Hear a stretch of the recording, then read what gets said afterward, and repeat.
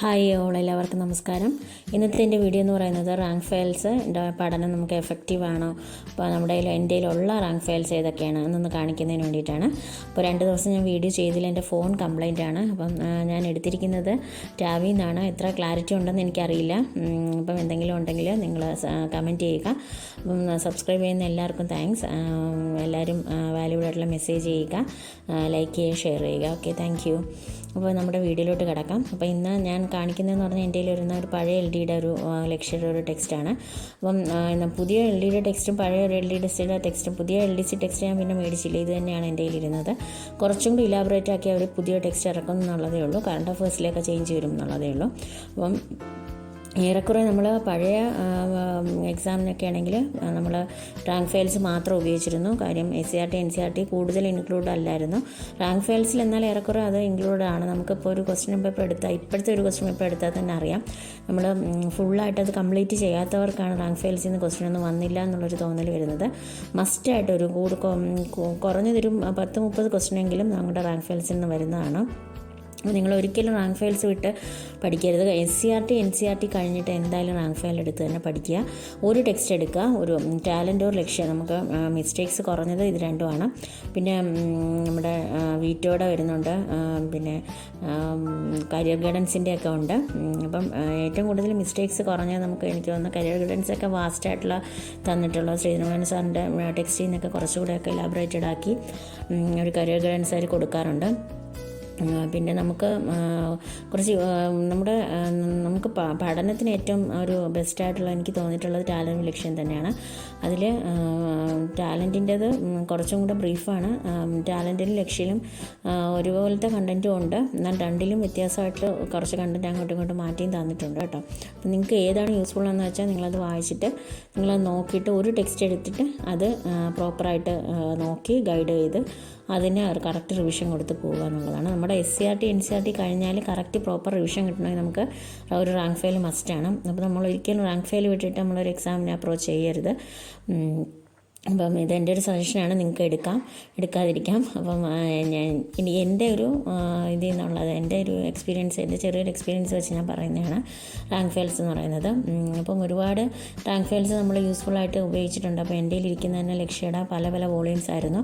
അതിൽ തന്നെ ഞാൻ പഴയ ടെക്സ്റ്റുകൾ ഒരുപാട് വോളിയം വരുമ്പോൾ തന്നെ നമുക്കൊരു മടുപ്പായിരിക്കും. അങ്ങനെ ഞാൻ ക്ലാസ്മേറ്റ്സിൻ്റെ ടെക്സ്റ്റ് നോട്ട് ബുക്കുകളുണ്ടല്ലോ, അതിൻ്റെ കവർ എടുത്തിട്ട് ഞാൻ ഓരോ പോർഷനാക്കി മാറ്റിയിട്ടായിരുന്നു പഠിച്ചുകൊണ്ടിരുന്നത്.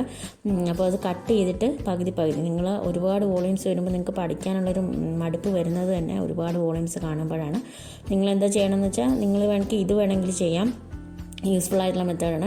കുറച്ച് പോർഷൻ നിങ്ങൾ കമ്പൈൻഡ് സ്റ്റഡിക്കൊക്കെ ഉപയോഗിക്കുന്നതാണെങ്കിൽ വളരെ യൂസ്ഫുൾ ആയിരിക്കും ഇങ്ങനെ ചെയ്യുന്നത്.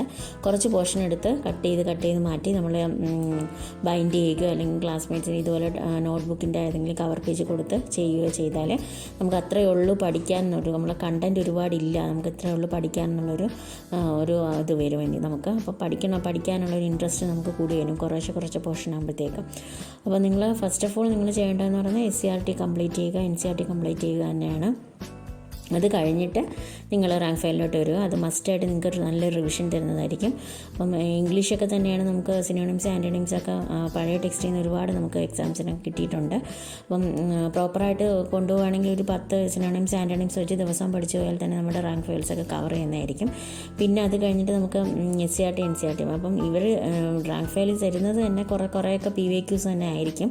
അപ്പം നമുക്കത് വിട്ടിട്ട് ഒരിക്കലും വേറൊരെണ്ണത്തിലോട്ട് പോകണ്ട. നമ്മൾ റാങ്ക് ഫയൽസിലും കൂടെ കൂടുതലുള്ള നമ്മുടെ സിനോണിംസ് ആൻറ്റോണിംസ് ഒക്കെ പഠിച്ച് തന്നെ പോവുക കേട്ടോ. പിന്നെ SCRT NCRTയും കുറച്ചും കൂടെ അവർ ഇപ്പോൾ ഉൾപ്പെടുത്തുന്നുള്ളതേ ഉള്ളൂ. മുമ്പ് അത്രയധികം ഇല്ലായിരുന്നു.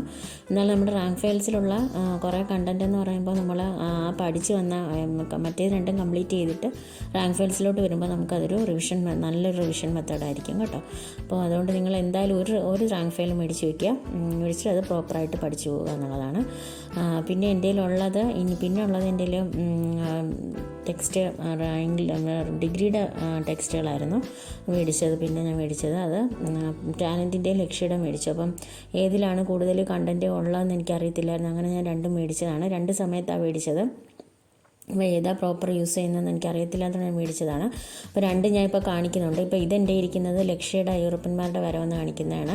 അത് തന്നെ ആ പോർഷൻ തന്നെയാണ് ഞാൻ ഈ ടാലൻറ്റിലേ കാണിക്കുന്നത്. കുറച്ച് ക്ലാരിറ്റി കുറവ് കാണും. പക്ഷേ ടാലൻറ്റിനെന്ന് പറയുമ്പോൾ നമുക്ക് കുറച്ചുകൂടെ ഫോണ്ട് സൈസ് വലുതായിരിക്കും. കുറച്ച് നമ്മുടെ സൈറ്റ് നമ്മുടെ വിഷന് നല്ല ഒരു ക്ലാരിറ്റി കൊടുക്കുന്നത് ടാലൻറ്റിൻ്റെ ടെക്സ്റ്റ് തന്നെയാണ്.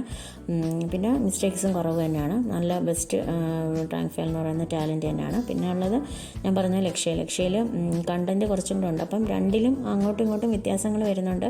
കണ്ടൻറ്റ് ഒരെണ്ണത്തിലുള്ളത് മറ്റേതിലില്ല, അങ്ങനെയൊക്കെ വരുന്നുണ്ട്. അത് നമ്മൾ കോമ്പൻസേറ്റ് ചെയ്യണമെങ്കിൽ നമ്മൾ ബാക്കിയുള്ള ടെക്സ്റ്റുകൾ റീഡ് ചെയ്യണം എന്നുള്ളതാണ്. ശ്രീധരമോഹൻ സാറിൻ്റെയും അല്ലെങ്കിൽ കേരള ഹിസ്റ്ററി, ഇന്ത്യൻ ഹിസ്റ്ററിയൊക്കെ പുതിയ ടെക്സ്റ്റുകളെടുത്തും കൂടെ റീഡ് ചെയ്താൽ നമുക്കിത് കോമ്പൻസേറ്റ് ചെയ്ത് പോകുന്നേ ഉള്ളൂ. മസ്റ്റായിട്ട് എല്ലാവരും റാങ്ക് ഫയൽ ഫോളോ ചെയ്യുക എന്നുള്ളതാണ് എൻ്റെ അഭിപ്രായം. അപ്പോൾ ഇത്രയേ ഉള്ളൂ ഇന്നത്തെ വീഡിയോ. അപ്പോൾ എല്ലാവർക്കും ഇഷ്ടമായെന്ന് കാണുന്നു. എല്ലാവരും ലൈക്ക് ചെയ്യുക, ഷെയർ ചെയ്യുക, സബ്സ്ക്രൈബ് ചെയ്യുക. Thank you all.